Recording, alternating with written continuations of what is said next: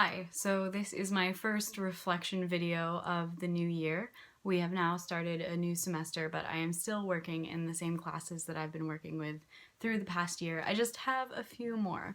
But today, to start this reflection, I think I want to talk a little bit about adjusting your instruction on the fly. When you are teaching and you realize that things are not working in the way that they should, or you realize there's something else that you want to talk about, and being flexible enough to do that and building that kind of into your instruction, having these extra things to do. So the first instance of this that has happened, this actually happened last week.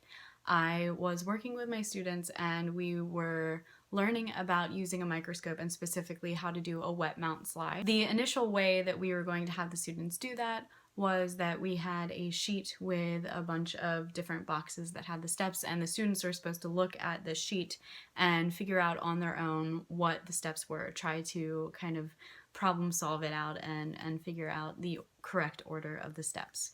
This particular day, the students happened to be very low energy. They were nearly falling asleep in their seats. It was just one of those things, you have those days where students are not as engaged. And so coming up on this activity, I realized that this probably wouldn't work very well with the students. They were not going to be engaged with it. It was just not going to be successful.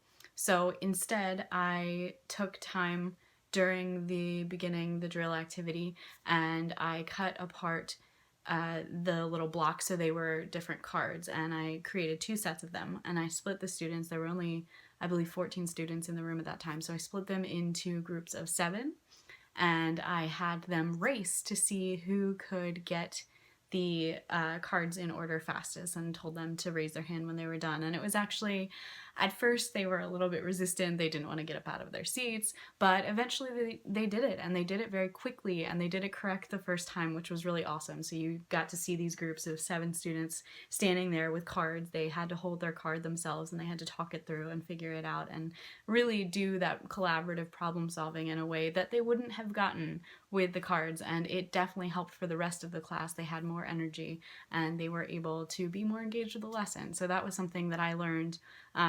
You really just need to be able to be flexible and kind of always have that creative thinking hat on so that you can change your lessons as needed for the students. My second instance of being flexible in the classroom this week was actually with the same class. This class in particular is very curious and engaged when they have energy. And we were doing a review. We had a quiz that was going to be happening that day, and I was giving them a couple minutes before the quiz started to ask me any questions that they were still confused about and get a chance to kind of get their thoughts together and start their brains thinking about things. One of the students, while he was reviewing things, asked me a question that was only kind of sort of related to the topic, but the topic that they were being quizzed on was cell organelles. This student in particular asked me if plants could get cancer, and we were talking about the differences between animals and plant cells, and so somehow he had made the connection and was curious about it. And so I very briefly kind of gave him a rundown of what cancer looks like in plants. I found a quick picture through a Google search, and while we were talking about that, a couple other students were hearing the conversation and getting really interested in it. They were seeing the picture and just like, it was something that they hadn't seen before. So I realized that this was something that they were interested in, but knew that they also had to do this quiz. So I asked them to kind of revisit their notes and see if there are any other questions, and that we would talk about it later.